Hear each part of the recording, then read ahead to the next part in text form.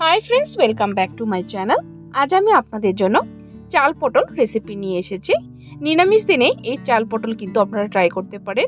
খেতে খুবই সুস্বাদু হয় এবং বানানো খুবই ইজি। তো কিভাবে তৈরি করা হয় এই চাল পটল দেখে নেওয়া যাক আজকের এই ভিডিওটিতে। চাল পটল তৈরি করার জন্য এখানে আমি পটল নিয়েছি। পটল এখানে ওজন হিসাবে নিয়েছি 250 গ্রাম। পটলগুলোর খোসা ছাড়িয়ে এইভাবে দুফালা করে পটলগুলোকে কেটে নিয়েছি। তারপর নিয়েছি আলু এখানে 200 গ্রাম নিয়েছি।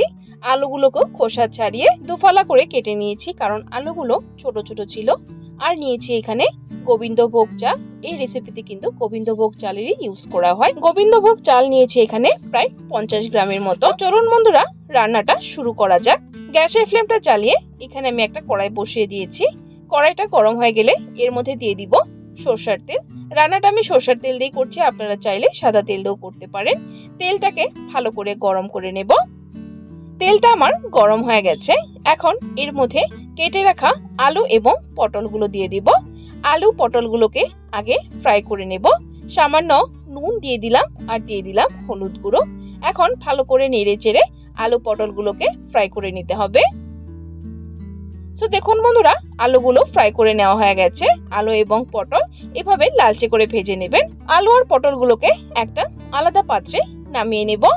তো দেখুন বন্ধুরা, পটল নামিয়ে নিয়েছি। এখন ওই সেম তেলের মধ্যে আবারও অল্প একটু তেল দিয়ে দিব। তেলটাকে দিয়ে ভালো করে গরম করে নেব। তারপর এর মধ্যে দেব ফোড়ন এবং গরম মশলা। এখানে নিয়েছি 1 টিস্পুন পরিমাণ গোটা জিরে, 1 ইঞ্চির মতো দালচিনি, 2টো শুকনো লঙ্কা, 4টে ছোট এলাচ, আর নিয়েছি লং, আর নিয়েছি একটা তেজপাতা চিড়ে। ফোড়নটাকে 10 থেকে 15 সেকেন্ড ধরে ভেজে তারপর এর মধ্যে দিয়ে দিব 1 টেবিলস্পুন পরিমাণ আদা থেতো করে। আদাটাকে দিয়েও ভালো করে একটু ফ্রাই করে নেব। তারপর দিয়ে দিব গোবিন্দভোগ চাল। চালগুলোকে ধুয়ে নিয়েছি। চালগুলোকে দিয়ে একটু সময় ভেজে নেব। তো দেখুন বন্ধুরা, চালগুলোকে ভেজে নিয়েছি। এখন এর মধ্যে দিয়ে দিব টমেটো পেস্ট। এখানে 2টো মিডিয়াম সাইজের টমেটো মিহি করে পেস্ট করে নিয়েছি। টমেটো পেস্টটাকে দিয়ে চালের সাথে একটু সময় রান্না করে নেব।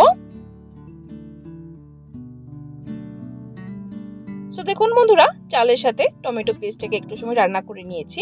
এখন এর মধ্যে দিব কিছু গুঁড়ো মশলা। দিয়ে দিলাম 1 টিস্পুন পরিমাণ হলুদ গুঁড়ো, 1 টিস্পুন পরিমাণ ধনে গুঁড়ো, 1/2 টিস্পুন পরিমাণ লাল লঙ্কা গুঁড়ো, 1 টিস্পুন পরিমাণ জিরে গুঁড়ো। এখন এই মশলাটার মধ্যে দিয়ে দিব একটু জল। মিক্সিং জারটাকে একটু ধুয়ে জল দিয়ে দিলাম। জলটাকে দিয়ে মশলার সাথে চালের সাথে ভালো করে কষিয়ে নেব। তারপর এর মধ্যে দিয়ে দিলাম অল্প পরিমাণ হিং। যেহেতু নিরামিষ রান্না হচ্ছে, নিরামিষ রান্নাতে একটু হিং দিলে খেতে ভালো লাগে। তারপর একই সাথে এর মধ্যে দিয়ে দিব কাঁচা লঙ্কা। 3টে কাঁচা লঙ্কা দুফালা করে কেটে দিয়ে দিলাম। কাঁচা লঙ্কাটাকে দিয়ে আবারও একটু সময় নেড়ে চেড়ে নেব। দেখুন, মশলার সাথে চালটাকে ভালো করে কষিয়ে নিয়েছি। এখন এর মধ্যে দিয়ে দিলাম জল। অবশ্যই গরম জল ইউজ করবেন। জলের পরিমাণটা একটু বেশি দেবেন, কারণ চালটাকেও ভালো করে সেদ্ধ করতে হবে। তো দেখুন বন্ধুরা, পরিমাণ মতো আমি জল দিয়ে দিলাম। জলটাকে দিয়ে ভালো করে নেড়ে চেড়ে একটা বয়েল আনিয়ে নেব। যেহেতু গরম জল ইউজ করেছি, সাথে সাথে কিন্তু বয়েল এসে যাবে। তো দেখুন বন্ধুরা, একটা বয়েল এসে গেছে। এখন এর মধ্যে দিয়ে দিব ভেজে রাখা আলু এবং পটলগুলো। আলু এবং পটলগুলোকে দিয়ে ভালো করে নেড়ে চেড়ে মিক্স করে ঢাকা দিয়ে রান্না করে নেব। প্রায় 10 মিনিটের জন্য ঢাকা দিয়ে রান্না করে নেব। ফিরে আসছি 10 মিনিট পর। ঠিক 10 মিনিট হয়ে গেছে। 10 মিনিট পর আমি ঢাকনাটা তুলে দিয়েছি। দেখুন, যে গ্রেভির জন্য জলটা দেওয়া হয়েছিল সেটা কিন্তু শুকিয়ে একদম চালগুলো সেদ্ধ হয়ে গেছে এবং আলুগুলোও সেদ্ধ হয়ে গেছে। এখন এর মধ্যে দিয়ে দিব নুন। নুনটা আপনাদের স্বাদ অনুযায়ী দেবেন। নুনটাকে দিয়ে ভালো করে নেড়ে চেড়ে নেব। চাল পটল কিন্তু আমার প্রায় তৈরি হয়ে গেছে। এখন এর মধ্যে লাস্ট দিয়ে দিব 1 টিস্পুন পরিমাণ গরম মশলা।